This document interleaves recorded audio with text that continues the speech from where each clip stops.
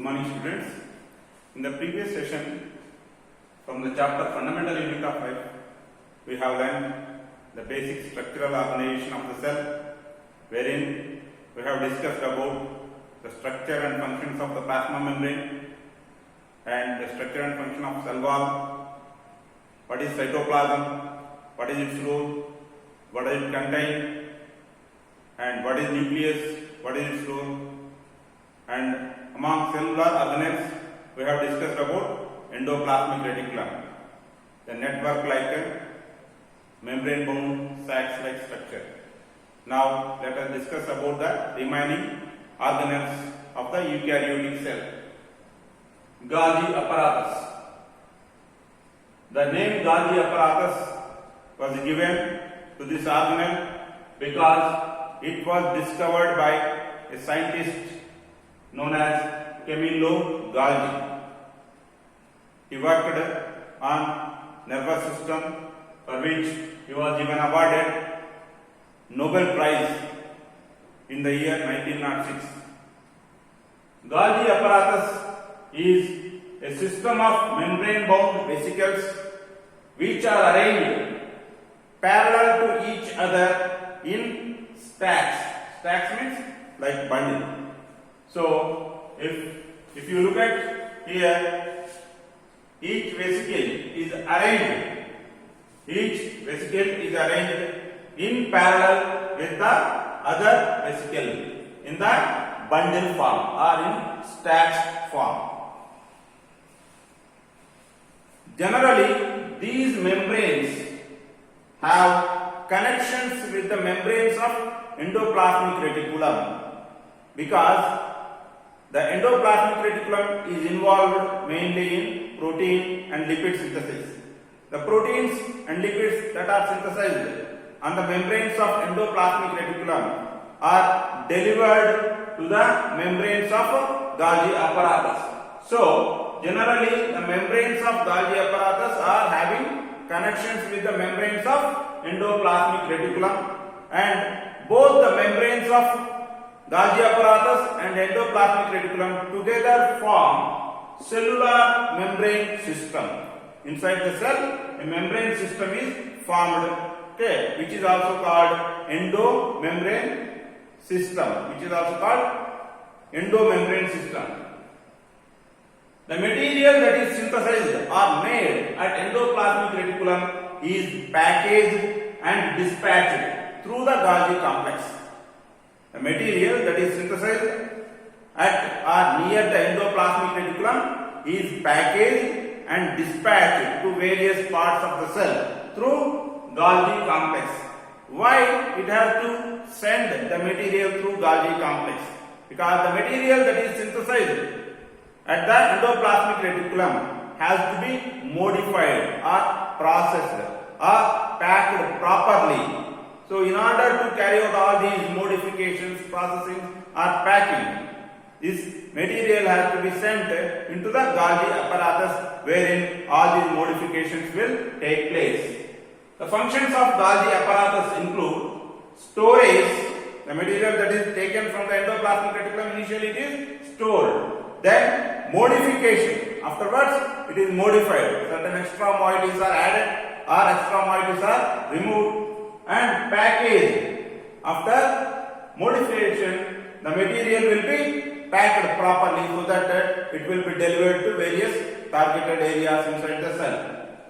Example: the complex sugars which are generally seen in the cell are not directly formed in the form of complex sugars. Instead, they are formed in the form of simple sugars. But these simple sugars are made into complex sugars inside the Golgi complex. Next, within the cell, a special organelle called lysosome are present.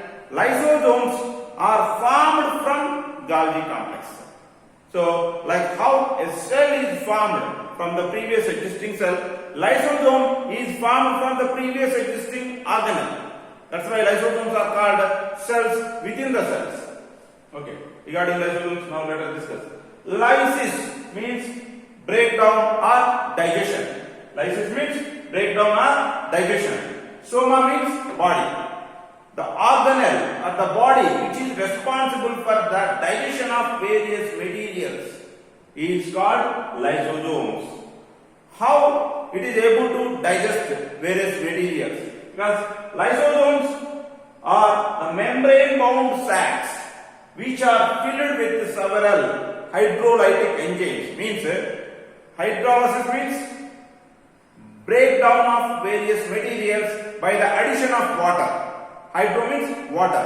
Addition of water is causing lysis. So that is hydrolysis. So the lysosomes contain various digestive enzymes, okay, which are hydrolytic in nature. So lysosomes are membrane bound sacs which are filled with hydrolytic digestive enzymes. And these hydrolytic digestive enzymes are synthesized from rough endoplasmic reticulum. In the previous session, we have already discussed that from rough endoplasmic reticulum, proteins are synthesized. These proteins are going to participate in many roles. These roles may be structural roles or may be functional roles. Among the functional roles, some of the proteins will act as biocatalysts, which are also known as enzymes. So these enzymes are hydrolytic enzymes present in the lysosomes are made from rough endoplasmic reticulum.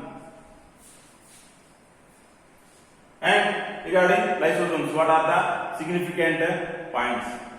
Lysosomes are considered to be waste disposal system of the cell. Waste disposal system of the cell. So they keep the cell by cleaning. They keep the cell clean by digesting the foreign material or worn out organelles. Any foreign material like small bacteria or some other substances that enter into the cell which may be harmful or which may be occupying the space. All such materials are digested and thrown out or kept inside the lysosome so that the cell will be kept clean. Okay. And worn out organelles. There are some damaged organelles will be there which may not be in any use. Like how we condemn many materials which are not in use. In the same way, the unused organelles are cleaned by the lysosomes. Next. Lysosomes are also considered as suicidal bags of the cell. Means in a severely damaged situation or in a severely disturbed situation, the cell may not be having proper organelles or proper functional organelles in it. And most of the organelles are in worn out condition. Such a cell may not be able to sustain further. So such cell has to be disposed of completely or completely removed. Then how is it possible? During the severe disturbance condition in the cell, the lysosomes will burst open and the hydrolytic digestive enzymes are released out. And as the hydrolytic digestive enzymes are released out, they break down whatever the material that comes across those enzymes. So finally they cause the death of the cell by being present within the cell. So which is known as suicidal bags of the cell. And we already have discussed like how the cells are formed from previously existing cells. The lysosomes are formed from previously existing organelle, that is Golgi complex. So lysosomes are called cells within the cell. Okay. Next important organelle is mitochondrion. Singular is mitochondrion, plural is mitochondria. Okay. Mitochondria is known as powerhouse of the cell because the energy currency of the cell, ATP, the energy currency of the cell, which is ATP, is synthesized within the mitochondria. Mitochondria is a double layered membrane bound organelle. The outer layer is even, means it is not having any foldings, and which is highly porous. And the inner layer is deeply folded in nature. The inner layer is deeply folded in nature, and this inner membrane or inner layer of the mitochondrial membrane provides the surface area for the chemical activities or the chemical reactions that generate ATP. The inner membrane, which is deeply folded, provides the surface area, larger surface area for the ATP generating biochemical reactions. By having deeply folded in nature, it increases the surface area for ATP generating reactions. Now coming to plastids. Plastids, unlike mitochondria, they are present only in plant cells. Mitochondria are present both in plant cells as well as in animal cells. In all eukaryotic cells, mitochondria are present, whereas plastids are present only in plant cells. There are two types of plastids, chromoplasts and leucoplasts. Chromoplasts contain certain colored substances or pigments in them. So they appear colored. So only they are called chromoplastids. Leuco means colorless, which do not contain any colored pigments in them. So they appear colorless. So they are called leucoplasts. Whether they are chromoplasts or leucoplasts, they all will have a specific structure. This structure includes having double layered outer membrane. But unlike mitochondria, wherein the inner membrane is deeply folded, here in this plastids the inner membrane is not deeply folded. But inside the plastid there is a colorless matrix is present, which is called stroma. In the stroma, membranous layers are present, which are called grana. If a chromoplast is containing chlorophyll in it, such a chromoplast is called chloroplast. If a chromoplast contains chlorophyll in it, such a chromoplast is called chloroplast. Chloroplasts, as we all know, they are involved in photosynthesis. In chloroplast, apart from chlorophyll, other pigments also are present. Yellow color and orange color pigments also present. Xanthophyll, like many pigments are present. Next, leucoplasts are involved in storage of various food materials. We all know there are three types of food materials: carbohydrates, proteins, and fats. The leucoplasts that store carbohydrates are called amyloplasts. What are they? Amyloplasts. And the leucoplasts that store protein are called aleuroplasts. The leucoplasts that store proteins are called aleuroplasts. The leucoplasts that store fat are called elaioplasts. The leucoplasts that store fats are called elaioplasts. For both mitochondria and plastids, a special noteworthy point is that both of these organelles, mitochondria and plastids, are known as strange organelles. Unlike the remaining other organelles, these are different something they are different. In what way? Remaining all other organelles do not contain their own ribosomes and DNA, whereas the mitochondria and plastids, they contain their own DNA and ribosomes, so that they can prepare some of their needed proteins. So they are also called semi-independent organelles and strange organelles, because they contain their own ribosomes and some amount of DNA in them. They can prepare some of their needed proteins on their own. So they are known as semi-independent organelles or strange organelles. Now coming to the last organelle which we are going to discuss is vacuole. Vacuole is the storage sac in both plant cells and in animal cells. But it is having major role in the case of plant cells, normal role or minor role in the case of animal cells. The covering membrane of vacuole is called tonoplast. The covering membrane of vacuole is known as tonoplast. In the case of animal cells, the vacuoles are small in size and they may be more than one in number. In the case of animal cells, the vacuoles are small in size and they may be more than one in number. In the case of plant cells, vacuoles are generally one in number, and as the plant cell gets matured, it is growing in size, the vacuole size also increases. In a fully matured plant cell, the vacuole may occupy 50 to 90% of the total volume of the cell. In a fully matured plant cell, the vacuole may occupy 50 to 90% of the total volume of the plant cell. In plant cells, vacuoles store many of the substances in their cell sap, and the cell sap of the plant cell provides turgidity and rigidity by which the plant cell will be stubborn in nature and it will not be getting easily burst also. So the turgidity and rigidity is provided by the cell sap of the vacuole in plant cell.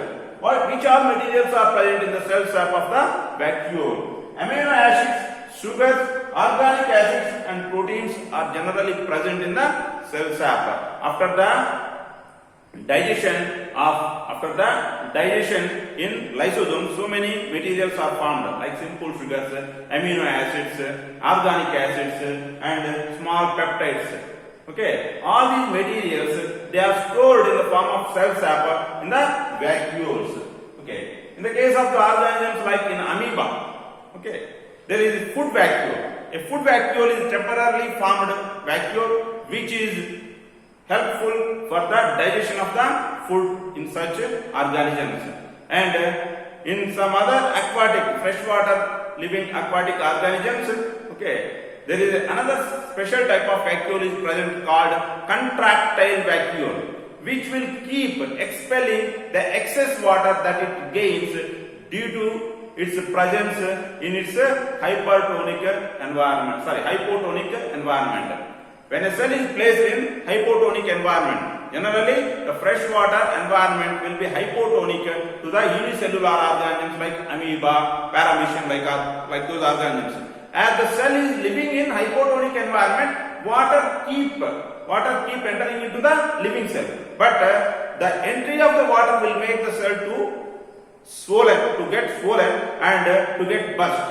In order to protect from that swelling or from getting burst, the excess water that is entering into the cell has to be expelled out. So the function of such function is carried out by contractile vacuole. Means the water is taken to this vacuole and it will be moving near to the membrane and it will contract and the water will be expelled out. So such vacuole is called contractile vacuole, and contractile vacuoles are helpful in osmoregulation or to expel the excess water out from the unicellular organisms that live in fresh waters. Okay. Thank you.